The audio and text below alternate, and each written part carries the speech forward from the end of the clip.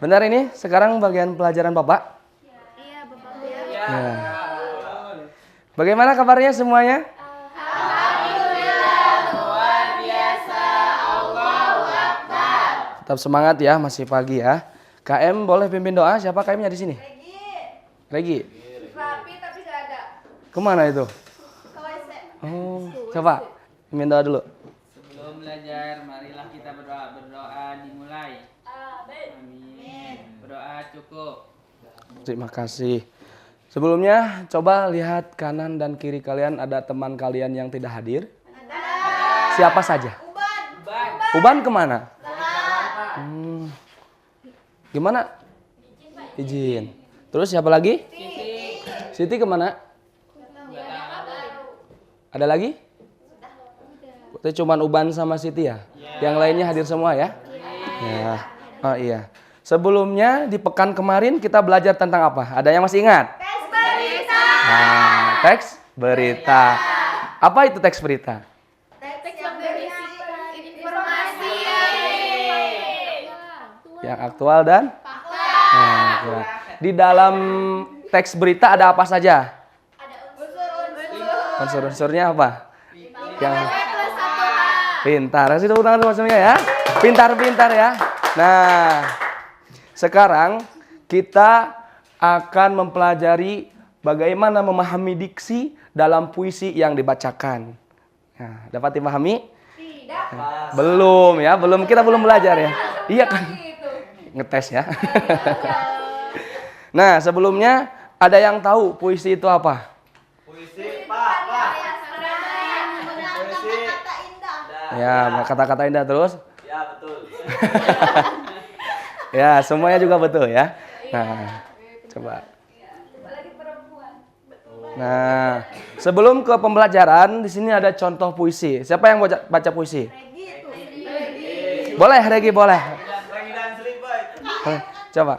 Ya, kalian harus ini ya. Ya, coba Regi. Sambil berdiri atau mau ke depan? Ke depan atau ke depan? Ke depan ya, Pak. Ke depan lah. Udah di sini ya, Pak? Ya, Apa di sana? Pada suatu hari nanti, karya Sapardi Djoko Damono. Pada suatu hari nanti, jasadku tak akan ada lagi. Tapi dalam bait-bait sajak dini, kau tak akan kurelakan sendiri. Pada suatu hari nanti, suaraku tak terdengar lagi. Tapi di antara larik-larik sajak ini, kau akan tetap kusiasati. Pada suatu hari nanti, impianku pun tak dikenal lagi. Namun, di sela-sela huruf sajak ini, kau tak akan letih-letihnya ku cari. ini tepuk tangan. Mantap ya, penjiwaannya lumayan lah, lumayan. Hah? Pernah ikut lomba? Lomba di mana?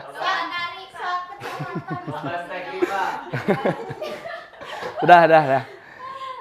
Dapat diperhatikan ya. Oh ya, itu tadi puisi ya, contoh puisi. Tadi kan kata kalian puisi itu apa?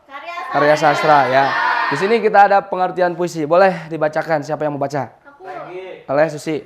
Puisi merupakan salah satu karya sastra selain prosa dan drama. Sebagai sebuah karya sastra, puisi digunakan seseorang untuk mengungkapkan pikiran, gagasan, dan perasaannya dalam bentuk kata-kata yang indah. Nah, terima kasih Cici. Nah, jadi puisi itu adalah satu karya sastra selain dari prosa dan udah. Kenapa? Ada yang aneh? Nah, dengerin ya semuanya ya. Perhatikan ya. Nah, jadi puisi itu adalah satu karya sastra selain dari prosa dan drama. Dan juga puisi itu adalah tuh bisa dibacakan tadi ya. Puisi digunakan untuk seseorang mengungkapkan gagasan, pikiran atau perasaan. Jadi ketika kalian mempunyai perasaan apa itu, ketika tidak bisa diungkapkan bisa melalui bikin puisi ya.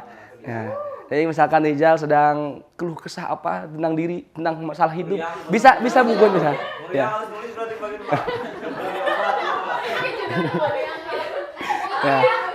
Ya intinya seperti itu ya, bisa dipahami ya. Nah, ketika kita ingin memahami, kenapa? Nah, ketika kita ingin memahami diksi dalam puisi yang dibacakan, maka ada 4 yang harus kalian dilihat. Yang pertama ada gaya bahasa atau majas. Boleh dibaca siapa? Ririn. Boleh, Kak. Yang pertama itu gaya bahasa atau majas. Majas atau gaya bahasa merupakan bahasa kiasan yang digunakan untuk menampilkan efek tertentu bagi pembacanya.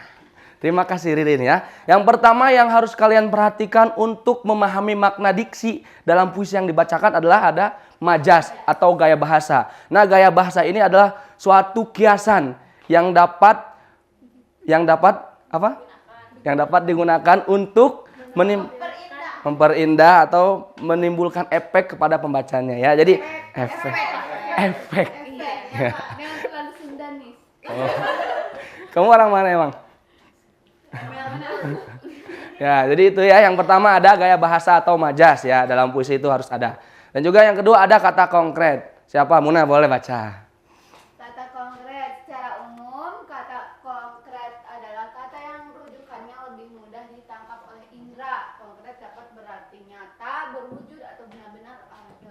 Nah, terima kasih Muna ya. Yang kedua ada kata konkret. Secara umum kata konkret adalah kata yang rujukannya lebih mudah ditangkap oleh panca indera. Konkret yang berarti nyata, berwujud atau benar-benar ada. Jadi kata yang dapat dilihat, bukan dilihat, jadi yang dapat ditangkap oleh panca indera. Ya, pokoknya panca indera itu ada berapa? 5. Ada 5. Ada yang 6? Apa? Ada apa lah ya? Yang pertama? Udah. Yang pertama penglihatan. Penglihatan, pendengaran, penciuman, Laba. Pengecap rasa. Ya, jadi sudah ya. Jadi kata konkret itu kata yang dapat ditangkap oleh 5 panca indera tadi ya. Jadi kalau misalkan selain daripada itu mungkin itu bukan kata konkret. Kalau indigo ya. Ya, itu. Selanjutnya ada yang ketiga ada pengimajian atau citraan. Rijal? Saya Pak. Baca. Apa? Ini. Pengimajian atau pencitraan. Atau pencitraan merupakan kata atau susunan yang dapat menimbulkan khayalan atau imajinasi pada diri pembacanya. Ya Allah. Membaca seolah-olah ikut merasakan, mendengar, melihat, meraba dan mengecap sesuatu yang diungkapkan dalam puisi. Terima kasih Rizal. Yang ketiga ada pengimajian atau citraan. Nah, dari katanya juga pengimajian, imajinasi. Jadi dalam puisi itu harus ada pengimajian. Jadi ketika pembaca itu bisa merasakan apa yang ada dalam puisi tersebut. Entah itu bisa membayangkan atau bisa melihat secara langsung, tetapi kan itu imajinasi ya. Bisa atau ya semuanya pokoknya ya. Jadi intinya pengimajian atau citraan. Jadi seolah-olah pembaca dapat ikut merasakan, melihat, meraba, mengecap dan yang lainnya gitu. Menerawang, emang bisa menerawang? Itu hanya untuk uang saja ya. Selanjutnya ada kata konotatif. Ya, kata konotatif boleh Yayan baca? Kata konotatif merupakan kata-kata yang bernegosiasi, asosiasi. Kata konotatif merupakan kata-kata yang berasosiasi. Asosiasi merupakan keterkaitan makna kata dengan hal lain di luar bahasa. Nah, kata konotatif. Kata konotatif merupakan kata yang berasosiasi atau asosiasi merupakan ketertarikan makna kata dengan hal lain di luar bahasa. Jadi kata yang sudah tertambah dengan kata-kata lain. Contohnya seperti senyummu bagaikan bagaikan matahari yang terbit setelah hujan. Jadi itu ya. Jadi kata yang ada apa? Ya kan contoh ya. Jadi itu ya untuk memahami makna diksi yang terdapat dalam puisi itu ada 4 apa saja tadi. Yang pertama majas, yang kedua kata konkret, yang ketiga pengimajian, yang terakhir. Iya. Nah selanjutnya, kita tugas ya, ada tugas ya. Ini tugas untuk perorangan di sini. Nanti kita bahas bareng-bareng. Tugasnya yang pertama coba kalian baca terlebih dahulu, analisis teks puisi. Setelah itu tentukan diksi, majas, citraan, dan kata konkret yang digunakan dalam puisi tersebut. Boleh dikerjakan dari sekarang. Waktunya 5 menit.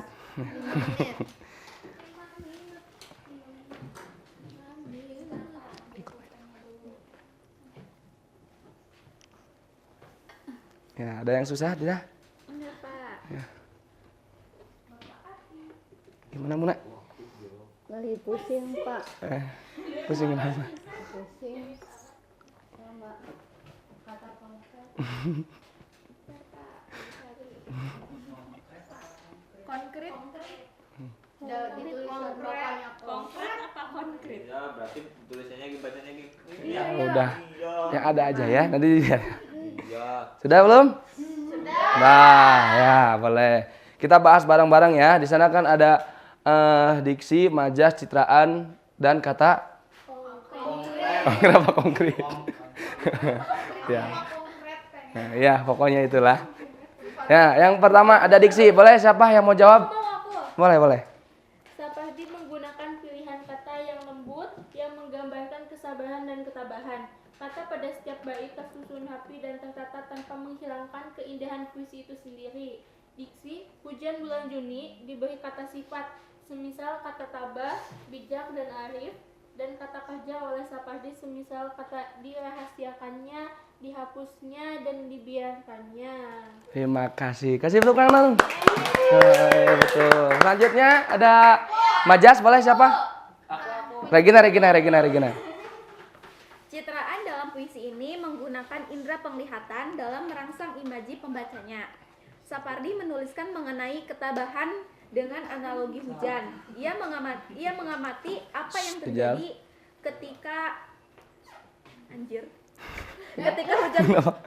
ketika hujan turun dan mengaitkannya dengan suasana kebatinan. Oh iya, terima kasih Regina. Kasih tepuk tangan juga dong. Selanjutnya siapa lagi? Boleh? Kata konkret, tidak ada kata yang secara langsung mengarahkan pada panca indera penglihatan. Namun ada beberapa kata yang berhubungan dengan pencitraan secara keseluruhan, Pak. Betul sekali. Kasih tepuk tangan juga buat Novi ya. Selanjutnya terakhir, siapa? Boleh Ridin. Majas. Pada puisi ini mengandung majas personifikasi. Apa itu? Personifikasi adalah penggambaran benda mati yang dikiaskan seolah hidup. Setiap bait berisi personifikasi dari hujan yang dipadankan dengan kata tabah, bijak, dan arif. Ya, kasih tepuk tangan.